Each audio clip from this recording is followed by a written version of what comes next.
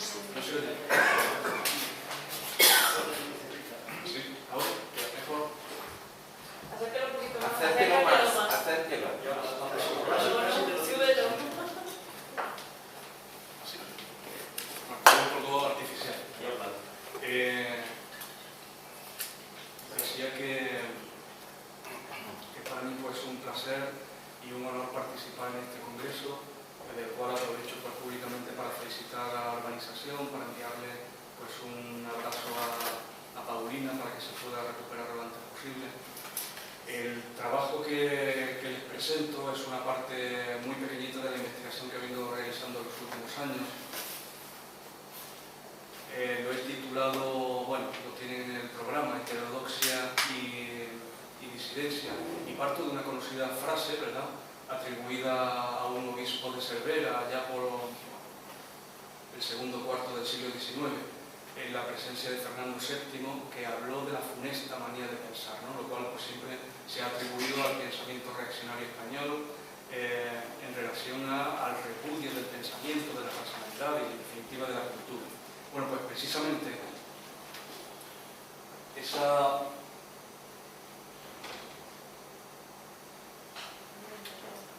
funesta manía de pensar es la que ha permitido a Gonzalo Puente Ojea, ahora me referiré pues, muy brevemente al personaje, esa funesta manía de pensar, digo, eso que su dilatada reflexión sobre la forma de presencia pública de la conciencia libre, o sobre la naturaleza, la recepción, el estatus ontológico y epistemológico de las ideologías religiosas, o sobre la imposición de lo que se ha llamado la transición a la democracia en España, impuesta a los españoles en una versión desmemoriada, fundamentalmente a su juicio, ha hecho que ni el resentimiento ni todo el silenciamiento al que se ha visto sometido a su obra pues, haya provocado su silencio. Por tanto, lo ha mantenido constante a lo largo de 70 años de publicaciones en activo, desde los años 50 hasta su último escrito publicado de 2014 y, como digo, murió en 2017, hace pues, unas semanas, el 10 de enero. Definir la heterodoxia sería algo complejo. La heterodoxia, en la medida que es contrapunto de la ortodoxia por naturaleza mayoritaria, la ortodoxia, la heterodoxia siempre es minoritaria. Podríamos recurrir a su origen etimológico, de hetero y de doxa, ¿no? Pues la opinión extraña o ajena o no mayoritaria. Y en ese sentido, tanto el objeto de estudio como el contexto o el momento en el que se produce la heterodoxia le permite tener cuerpo. Por tanto, no podemos utilizar el término como una etiqueta a la hora de clasificar, más allá del propio objeto de estudio, esa categorización. Tiene múltiples formas la heterodoxia, pues la disidencia, herejías, impiedades, incredulidades, exilio, etc. Es una complejidad enorme. Sin embargo, lo que sí es muy unificado es cómo lo trata el orden constituido. Por supuesto, en una escala gradual, ese orden constituido pues, lo trata desde la humillación pública, la difamación, el ostracismo, el menosprecio, sin olvidar evidentemente la invisibilización y el silenciamiento. La disidencia, por tanto, como forma específica de la heterodoxia de Gonzalo Puente Ojea, es la forma propia del pensamiento no homologado. Y si tuviese que caracterizarlo, y no entro ahora porque quiero adelantar camino y centrarme en la propia obra de Puente Ojea, si tuviese que caracterizarlo, en primer lugar la disidencia partiría de una identidad en su autoconstitución, tanto formativa como productiva, no tanto en la represión, en primer lugar. Y luego por una falta de traducibilidad entre la intensidad y la acción en el que se produce esa disidencia. En el primer sentido, en la medida que la disidencia hace referencia a la forma de pensamiento no homologado y una autoconstitución formativa y productiva, su vínculo con el orden dominante es el esfuerzo por contar con las condiciones mínimas para poder instituirse, no tanto la represión, sino poder existir y por tanto poder producir, por un lado. Y por otro lado, el trazo de inconformidad o el trazo inconfundible de esa disidencia se ejerce en la propia conciencia individual. No hay dos disidencias iguales. Lev Tolstoy, por ejemplo, en Ana Karenina, pues nos enseñó que todas las familias felices son muy similares, en cambio las familias pobres y con dificultades, pues cada una tiene su género. Eso es lo que le da cuerpo a cada disidencia.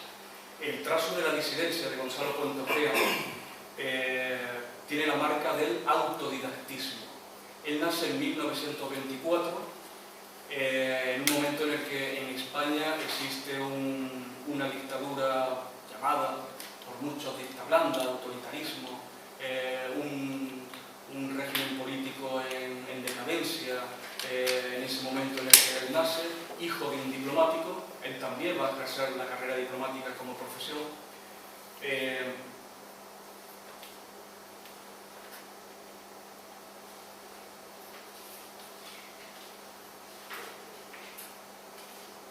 A 12 años de que se produzca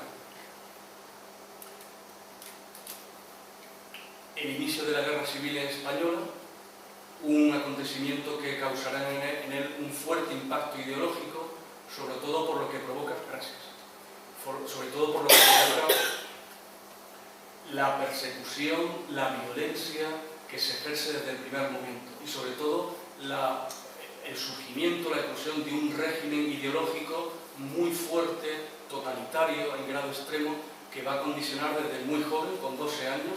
Los niños en aquella época con 12 años pues probablemente no son como los nuestros, estaban fuertemente politizados y eran conscientes de lo que se jugaba en ese momento de inicio de la Guerra Civil, en 1936, supone para él un fuerte impacto. A la hora de pensar en qué medida su obra es silenciada, entiendo que el propio contenido de su obra es un referente ineludible. Y en ese sentido, si tuviese que haya destacado pues algunas de sus obras y la fotografía del personaje, que me consta que no para todo el mundo es conocido, precisamente por su silenciamiento, lo cual contrasta, ahora veré, con su enorme éxito editorial, en particular en una editorial de amplísima difusión en España y en América Latina como Siglo XXI. Digo que a la hora de acometer ese silenciamiento, entiendo que el contenido de su obra pues es fundamental. Si tuviese que hacer un brevísimo recorrido por cuáles son esos elementos que pueden contribuir a entender su silenciamiento o por qué se puede entender como un disidente y un heterodoxo, por tanto, los elementos básicos de esa disidencia serían, en primer lugar, desde principios de los años 50, cuando él ya entra en el cuerpo diplomático, su aprecio explícito, a pesar de ser funcionario del Estado, de las democracias europeas. En primer lugar, él formaba parte de un círculo de jóvenes constituido en Madrid, de una conocida asociación, la Asociación Católica Nacional de Propagandistas, al cual pertenecía pues básicamente por tradición familiar. Su hermana ya fue miembro de la SEDA, de la Confederación Española de Derechas Autónomas, además como miembro activo, antes de que comenzase la Guerra Civil, y por tradición familiar, en un ámbito familiar católico, muy piadoso, él de joven pues fue reclutado para esa asociación, por cierto, cuyos miembros van a constituir la base de lo que conocemos como la transición española. Sobre todo pues la pretransición, el tardofranquismo, etc. Comenzando por el presidente del gobierno de 1981, Carlos Sotelo, Leopoldo Carlos Sotelo, compañero suyo, con el que tiene anécdotas pues, que no me detengo ahora, pero que son muy curiosas acerca del ambiente en aquella época. No todo era blanco o negro, sino que había elementos de color. A partir de ese momento él comienza a buscar un cristianismo renovado. Y en primer lugar lo encontró desde su primer destino diplomático en Marsella, en lo que los diálogos belgas y franceses entendían como el retorno a las fuentes. Él considera con el paso de los años que fue un espejismo, pero él encontró ahí de una manera sincera, y tiene escritos en ese sentido que pretenden contribuir a una renovación de los estudios neotestamentarios, fundamentalmente. Incluso hay elementos en sus escritos que preceden lo que llegará a ser, en la década posterior, el Concilio Vaticano II. Sin embargo, poco a poco se va alejando de la fe católica, incluso aproximándose en un primer lugar al marxismo también del francés Merleau-Ponty, Fenomenología y Marxismo, la primera obra que se ocupa de ese ámbito y que durante 20 años fue la única referencia bibliográfica en el conocido Diccionario de Filosofía de Ferrater Mora del ámbito español. Incluso en los años 60 fue de las primeras personas que denunció públicamente las intenciones y el ejercicio político del Opus Dei. Posteriormente apeló también en un contexto de privacidad, no ya como diplomático, en una conferencia a la que fue invitado, apeló pues al tiranicidio que el padre Juan de Mariana, allá por principios finales del siglo XVI, pero principios del XVII, sobre todo en su repercusión en París, pues apeló a la muerte del tirano, ¿verdad? Y él, pues, en 1959 apeló al tiranicidio de una manera velada en referencia al dictador Franco. Con el correr del tiempo, pues también contribuyó, tuvo un conocimiento directo del que llegará a ser en 1969 el príncipe de España, y con el correr del tiempo el rey de España. Lo conoció pues en el momento en el que iba a contraer matrimonio con una princesa pues de Dinamarca y de Grecia, con la que finalmente pues contrajo ese matrimonio, y en la que pudo comprobar la catadura moral y política que tenía la persona en cuestión, educada por otra parte por Franco. Tenía un conocimiento muy directo. Avanzando en el tiempo, se ocupó también de la recepción de lo que la llamada nueva derecha en España en los años 60 entendía como el fin de las ideologías, una recepción muy crítica acerca del carácter ideológico del llamado fin de las ideologías, pero sin duda alguna la obra de revisión y la que pone el punto culminante a toda su reflexión sobre la fe católica es Ideología e Historia, la formación del cristianismo como fenómeno ideológico. Si tuviese que identificar en breves tesis en qué consiste esa obra, de una manera fundamental, la primera de ellas sería la identificación de Jesús y Pablo como dos figuras con dos relatos, tanto teológicos como literarios, completamente diferentes, antitéticos, en primer lugar. Y en segundo lugar, me quedo solamente con dos, identifica la teología política paulina, es decir, cristiana, como un elemento de una plasticidad ideológica que le hace adaptarse permanentemente a cualquier devenir histórico. Y eso constituye la naturaleza propia del cristianismo, que se encuentra en ese elemento neotestamentario, fundamentalmente a partir de las cartas de Pablo, de lo que se entiende por evangelios canónicos, sinópticos, etc. Fue un balance fundamental con el que él cierra todo un capítulo, no voy a llamar ajuste de cuentas con el periodo del nacionalcatolicismo, pero sí que, a diferencia de otros que hablan de cabos sueltos o que hacen una revisión de conciencia, ¿verdad?, con el fin de cerrar ese capítulo de la historia personal y política de España, pues esa sería su referencia fundamental. Sin embargo, ahí tan solo comienza su reflexión, su evolución, su itinerario intelectual, simplemente ahí tiene su punto de partida. Posteriormente tuvo pues una amplia difusión con el hispanismo francés, desde el consulado como el principal responsable del consulado en París, del ámbito cultural, amplísimo. En fin, sería pues muy entretenido relatarlo con cierto detalle. Fue subsecretario de Estado en el primer gobierno socialista de Felipe González, donde contribuyó de una manera fundamental a la renovación democrática del cuerpo diplomático.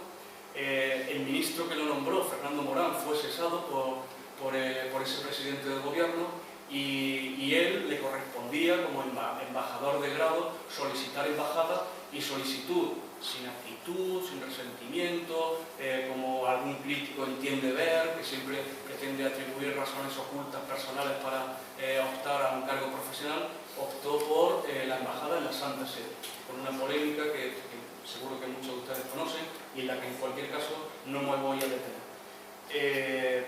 Además, contribuyó a hacer un balance muy crítico de la revisión de la transición española, sobre todo desde el punto de vista religioso.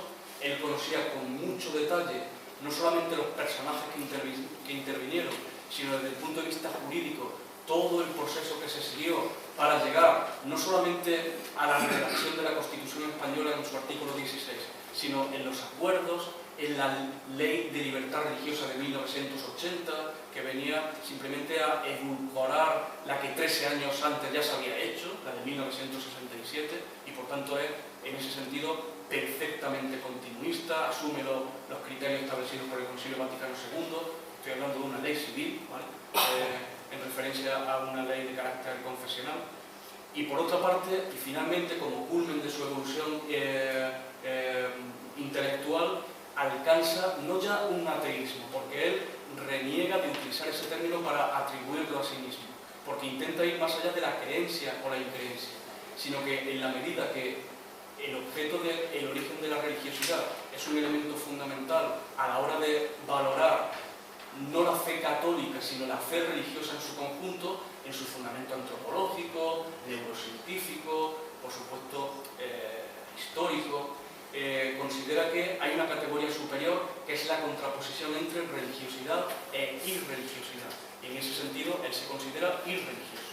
Hay un término que tuvo mucho éxito en Estados Unidos y que habitualmente se utiliza para nombrar a los nuevos ateos. Bueno, pues en muy buena medida considero que él se ubicaría en esa perspectiva, ¿vale?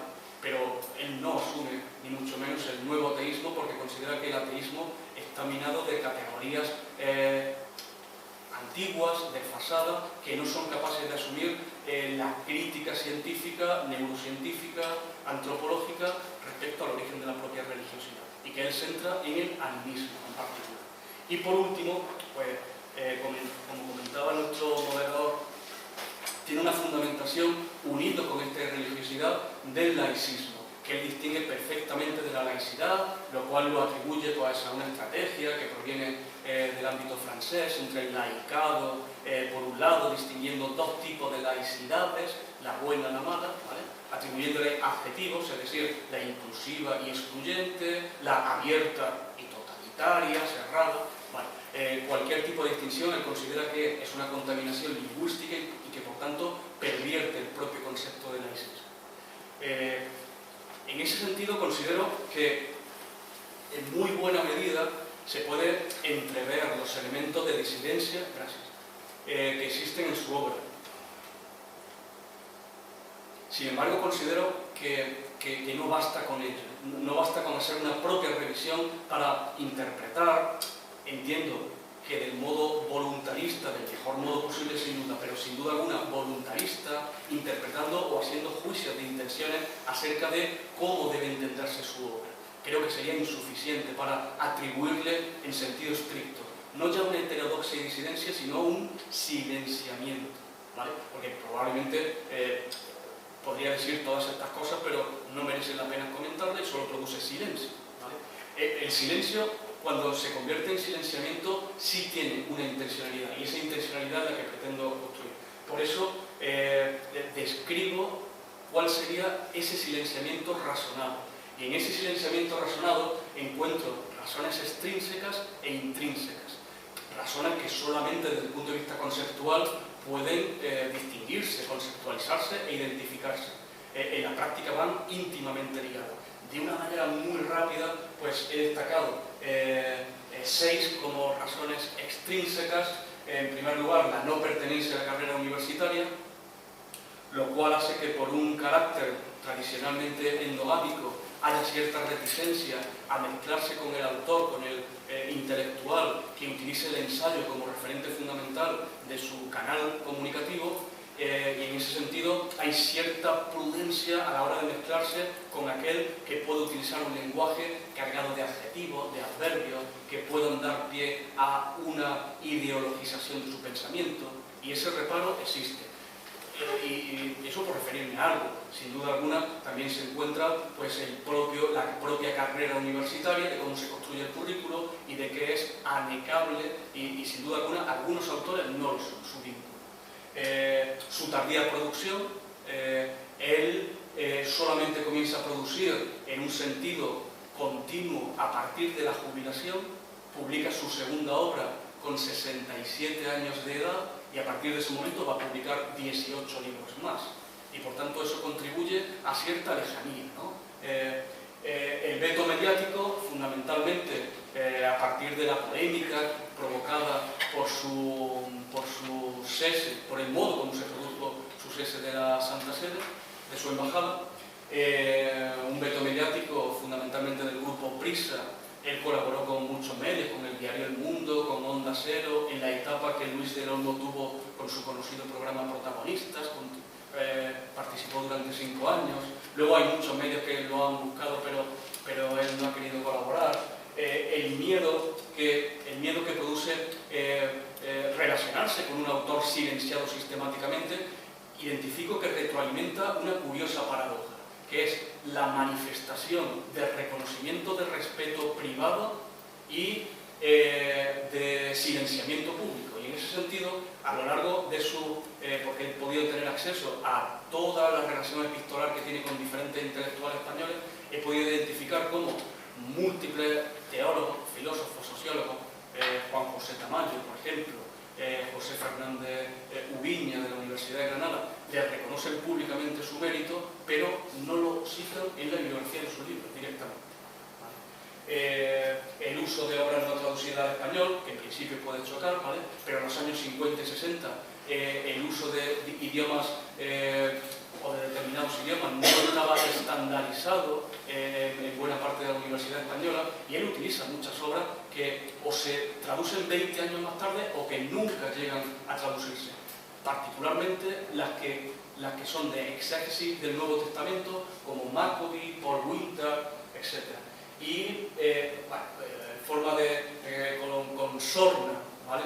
Sin duda alguna de broma, pero ahí queda dicho por parte de Ian Gibson, entre otros muchos intelectuales, la reticencia que hay dentro de la Universidad Española a dedicar una parte de la vida a investigar a un compatriota. Ian Gibson decía, digo que de broma, que él no conocía a un español que hubiese dedicado 6 años de su vida a estudiar a otro español, ¿vale? Lo cual creo que objetivamente es así. Respecto a las razones intrínsecas, y sé que me cuelo, pero voy muy rápido, la propia evolución ideológica del catolicismo a la irreligiosidad provoca ese silenciamiento, sobre todo por el poder constituido, el poder religioso, político, y la connivencia que después también de la transición sigue existiendo. Hubiese sido mucho más asumible la inversión ideológica en su evolución desde la irreligiosidad al catolicismo. Hubiese sido la radicalidad en las tesis, que he apuntado al principio, muy brevemente, sin duda alguna contribuye a su silenciamiento y a su problematización o a la exigencia de problematización pública para dejar claro que no ha asumido esas tesis radicales, unido pues a análisis de elementos valorativos, su uso no escolar de las fuentes, por ejemplo, retomando el pensamiento de Charles Taylor, antropólogo del siglo XIX. En la formación académica se nos ha enseñado muy bien que el progreso científico no asume como válido lo que se ha descartado en siglos anteriores, y él, por ejemplo, recupera un suizo, de los pocos filósofos suizos que conocemos, ¿verdad? Jean-Jacques Rousseau, por ejemplo, Alexandre Binet, que categoriza en su estructura ontológica qué es el laicismo. En su estructura ontológica es jurídica, lo recupera perfectamente. El compromiso político y social con la izquierda republicana y laica tampoco contribuye a su difusión o a la aceptación homologable de su pensamiento.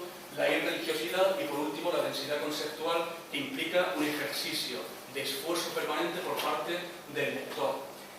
Por último, pienso que un segundo paso para dejar formada la tesis definitiva de su silenciamiento es lo que califico de la cartografía del silencio, es decir, hacer una revisión tanto de la distribución gráfica de su obra, no publica en editoriales poco conocidas o con poca difusión.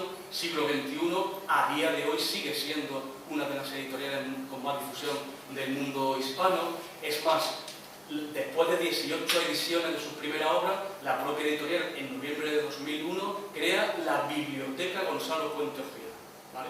Como una sección. Incluso su obra del 74 fue la segunda obra más vendida de la editorial después de Las Venas Abiertas de América Latina de Eduardo Bañera, en un momento en el que las ediciones de las editoriales no eran de 100 o de 200, sino de miles cada edición. En segundo lugar, pues a la hora de hacer una cartografía, ¿verdad?, de meridianos y paralelas, establezco la longitud temática para cruzarla con la latitud en su encubrimiento y reviso pues algunos temas de su obra para ver historiográficamente toda la producción que lo ha silenciado, e intento demostrar que no es mero silencio, no es mero desdén o no aprecio, sino silenciamiento, porque hay un conocimiento y a la hora de producir sí que se acalla y por tanto se invisibiliza su producción, que no voy a entrar en este momento: historia, diccionarios filosóficos, bases de datos, exégesis bíblica, no apologética, materialismo reductivo, etc. Y por último, y ya con esto termino con toda la amabilidad del moderador que me lo ha permitido, hago un diseño para una nueva cartografía para asumir la obra de una radicalidad humanista como es la de Gonzalo